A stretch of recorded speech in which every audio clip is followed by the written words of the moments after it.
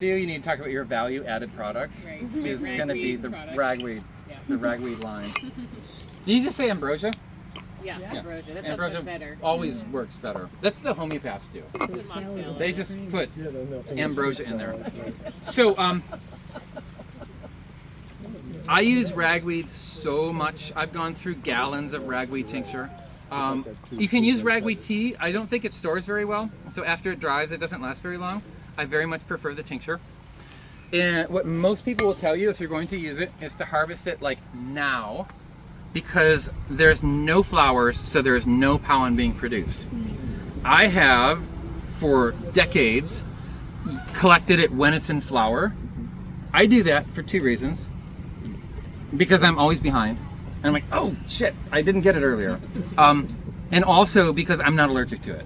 Right? If I was allergic to it and I was harvesting it when it was in flower, I would have to wear a mask because all that pollen is going to be disturbed when I'm picking it. Some people, what they say is that, like, if someone is allergic and it has pollen in it, that's bad for you. What I would say is, like, if you make the tincture and the pollen grains are going to get into your tincture, you strain that tincture through a paper coffee filter, and then there won't be any pollen in your tincture and you don't have to worry about it. The extraction of the pollen doesn't matter.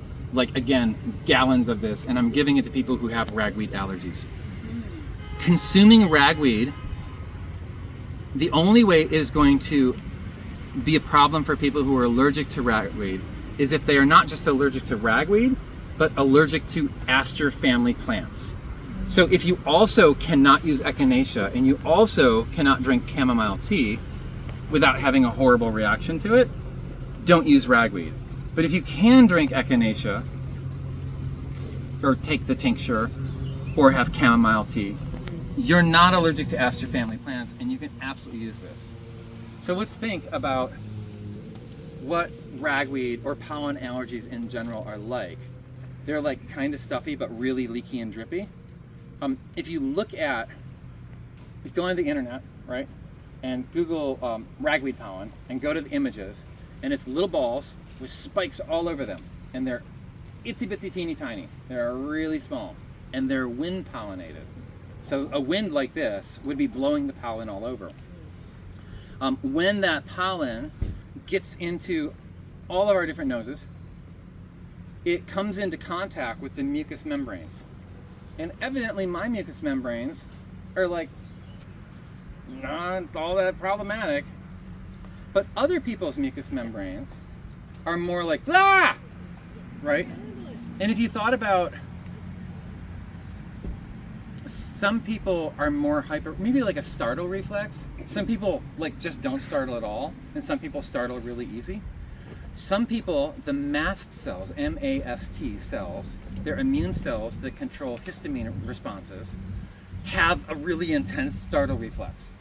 And so when that ragweed lands on their mucous membranes, those mast cells are like, ah! And they start overproducing histamine, which causes more inflammation and more congestion and more of an intense immune allergic response than what mine will do.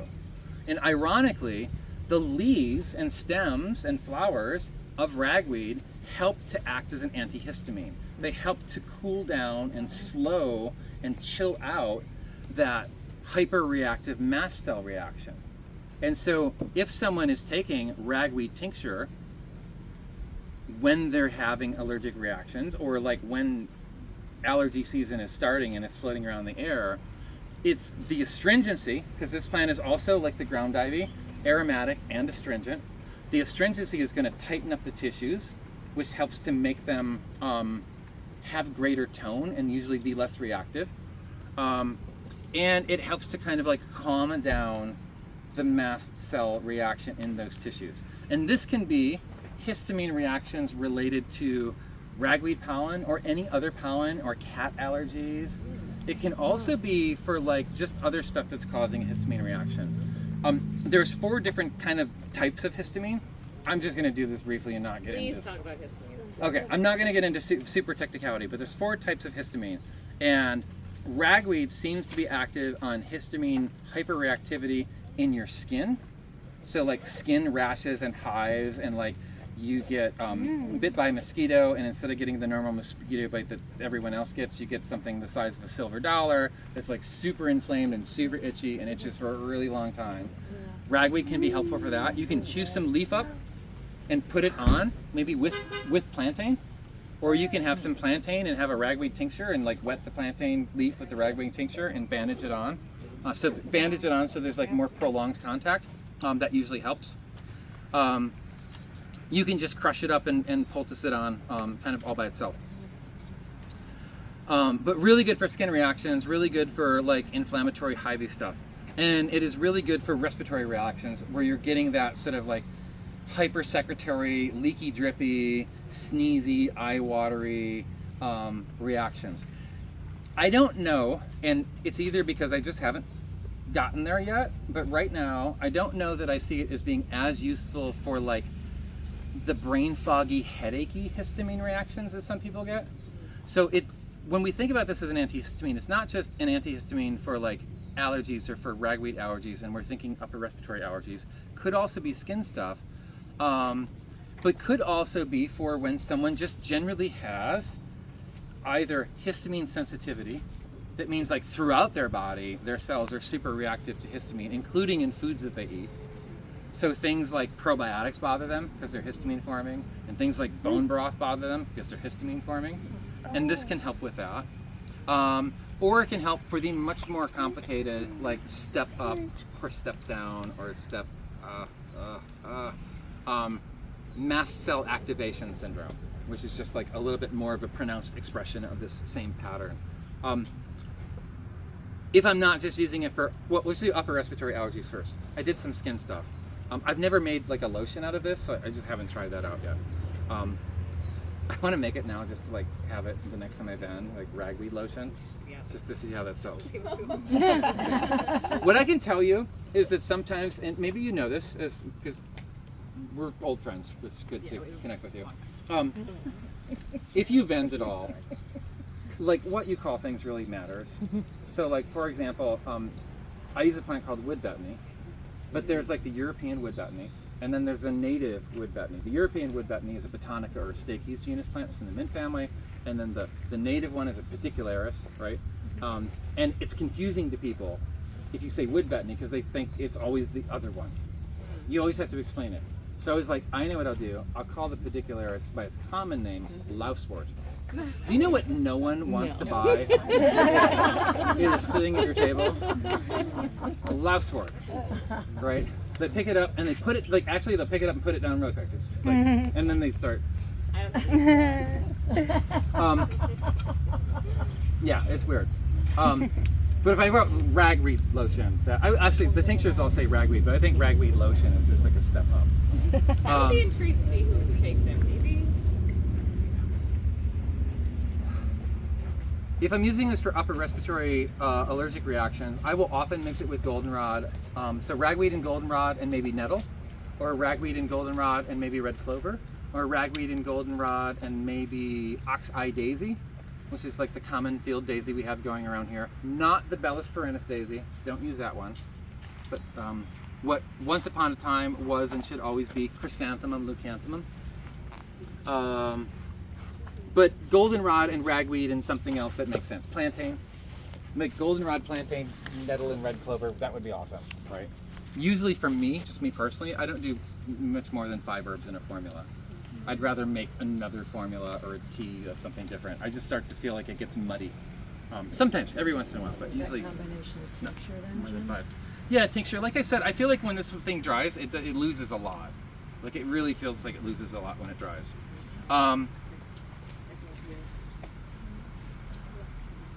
If I was taking this as a part of, it's not just a respiratory reaction to a pollen allergen, I'm getting respiratory and skin reactions to foods that I'm eating that are histamine forming or histamine producing, I will probably mix this with a tincture or a cold infusion, a cold water infusion of peach leaves and twigs. Because peach leaves and twigs, while they're not particularly, I don't know that I would call them antihistamine, they are like a cooling sedative, not a central nervous sedative, but a cooling sedative for like overreactive immune responses in general. not specifically histamine, but in general. And they can sort of like reel in those hyperreactive inflammatory responses, including histamine ones, without being specifically histaminic like this particular herb is. I love this plant. Yeah, I've harvested so much of this plant, and I've never seen an adverse reaction to it. However, if you gather it when it is in flower, pour it through a paper coffee filter. The easiest way to do this is to get a pour over setup, and you have your mason jar and you've pressed all the herb out, and you don't want to pour it just through a wire strainer. The pollen will go right through a wire strainer. Pour it into a cone with a paper filter and just let it drain through. No pollen will get through that paper filter, and then you just don't need to worry about that being an issue. So how do you feel about consuming pollen, like evergreen, like pine tree pollen? I kind of shook some into my water bottle and drank it. So pine pollen is really nutritious. There's a thing about pine pollen that is entered the common consciousness is like, oh, pine pollen has like lots of testosterone in it, and you can use it as a source of testosterone. It does not have lots of testosterone. It has like really small amounts of testosterone in it. And you could make a case if you believe in flower essences and homeopathy that they work. And I use small doses of stuff too, right? And I think the small doses can work. But when I think about nutrition, I don't think the small doses, like I don't like get up in the morning and eat like 1 leaf of baby kale and be like, I got my greens for the day. Like I think when we're talking about nutrition, we need to have like material levels of, you know, we're needing like milligrams worth of minerals and vitamins and nutrients, or grams, right? And so I don't really know. It's become really popular. I can't say that I've seen someone only use pine pollen and having their hormones measured see any kind of statistical change. I have seen people feel differently. That's awesome. Cool. Do that. But I think like I'm always really careful to be like, there are things that you can do that improve your experience of life, but they may not change levels of something, right? And for people, there are people who are looking to literally to increase their testosterone levels because they were low, or they want them to be higher. And I don't know that pine pollen, even if it makes you feel better, is doing that thing. And if that's what the person wants, it's doing something and not that. And they should just be aware, like, oh, okay, actually, I feel better. I don't really care about my testosterone levels. Rather than thinking, I need my testosterone levels to be higher for a given reason. But basically, you always want to avoid the ragweed pollen. Because of the shape of the pollen. Let's see if I can do this. Sometimes this should be so easy, but sometimes I'm just not good at finding stuff on my phone.